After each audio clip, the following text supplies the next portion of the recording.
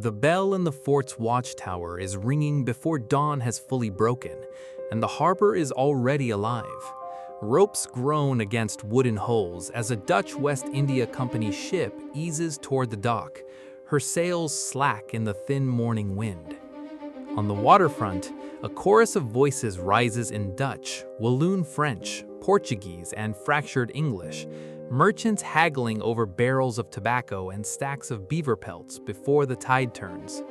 A pig darts between a cooper's workshop and a startled goat. Soldiers in wide-brimmed hats lean on their muskets near the fort's earthen walls, watching a canoe of Lenape traders glide toward shore, its hull heavy with furs traded from deep in the northern forests. Smoke curls from stepped brick chimneys. Somewhere behind a warehouse, a woman calls her children in from the mud.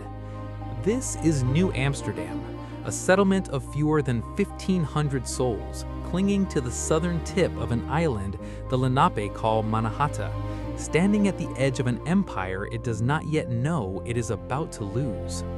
By 1660, this narrow spit of land has already become something remarkable.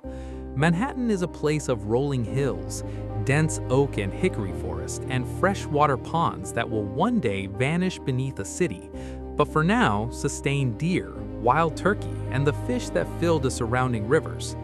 The Dutch have carved their settlement into the island's southern point, hemmed by the East River on one side and the Hudson, which they call the North River, on the other. Walk north from the fort along the shoreline, and the smell changes with every few steps. Salt water and tar near the docks, wood smoke and baking bread near the houses, the sharp tang of a tannery, the earthy stink of a stable. The streets themselves are packed dirt, rutted with cartwheels and softened to mud after rain, lined with wooden houses crowned with steep, stepped Dutch gables that would look at home in Amsterdam or Haarlem. The wealthiest merchants build in brick and stone, imported at great expense, their windows shuttered against the winter wind coming off the harbor. If something here has already surprised you, that's exactly the point of these reconstructions. And if you enjoy walking through history like this, subscribing helps far more than you think. Follow Pearl Street, so named because its path once hugged the shoreline scattered with oyster shells, and you'll pass tanneries, a brewery, and a tavern already crowded at midday from sailors from 3 different nations. New Amsterdam runs on beer, and beer runs on trade, so brewers are among the busiest tradesmen in the colony. Coopers hammer together the barrels that will carry that beer, along with flour, salted fish, and gunpowder, across the Atlantic. Blacksmiths shoe horses and repair tools. Bakers sell bread from small shop fronts. Everywhere, the sound of labor mixes with the calls of merchants and the lowing of cattle being driven along the Broadway, the settlement's widest thoroughfare toward pastures beyond the wall. That wall matters. Built in 1653 during fears of an English attack, it stretches along what will one day be called Wall Street, a barrier of wooden palisades meant to guard the settlement's northern edge, though it has done far more to keep livestock in than enemies out. Beyond it lie farms, called boweries, where tenant farmers and free black landholders, a detail many people don't expect, cultivated grain, vegetables, and orchards that fed the growing town. A windmill turns lazily near the fort, grinding grain the way it would in the Dutch homeland, a small piece of Holland reassembled 8,000 kilometers from Amsterdam itself.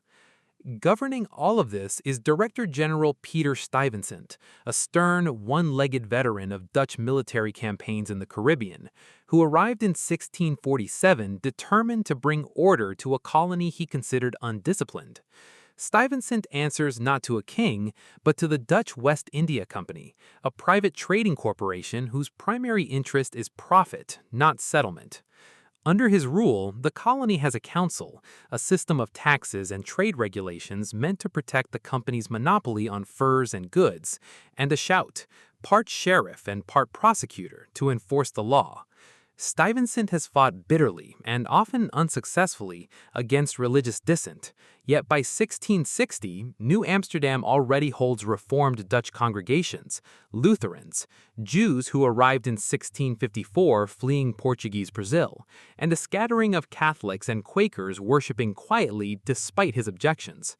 It's often said that more languages were spoken here by 1660 than in almost any other settlement in the world for its size.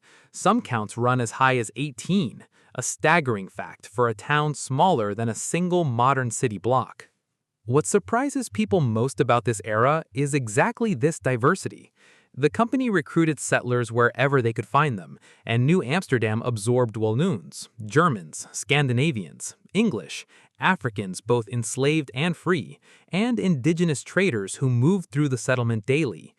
Enslaved Africans, brought to the colony by the Dutch West India Company since the 1920s, performed essential labor throughout New Amsterdam, building the wall itself, working the docks, farming the Boweries, and laboring within merchant households. And by the 1640s, a number had successfully petitioned for what was called half-freedom, gaining land and limited rights, while still owing labor and payment to the company, an arrangement unique to Dutch colonial practice and rarely discussed in popular history. Their presence and labor were foundational to the colony's survival, even as their humanity was denied by the system that bound them. If you're finding these overlooked details as fascinating as I do, let me know in the comments which forgotten place in history you'd like reconstructed next. As the sun climbs higher, ordinary life unfolds in layers. Dutch housewives, who under Roman Dutch law retain more legal and economic independence than their English counterparts, manage households, run shops, and sometimes trade goods independently of their husbands.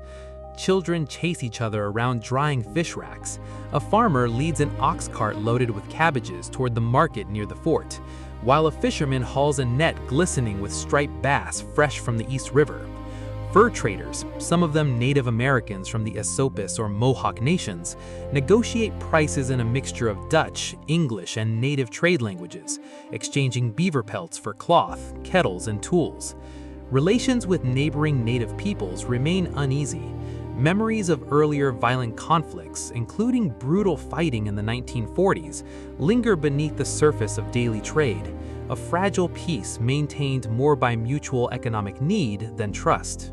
As the sun climbs higher over the harbor, the light turns gold, catching the sails of incoming ships and the wings of gulls wheeling above the docks.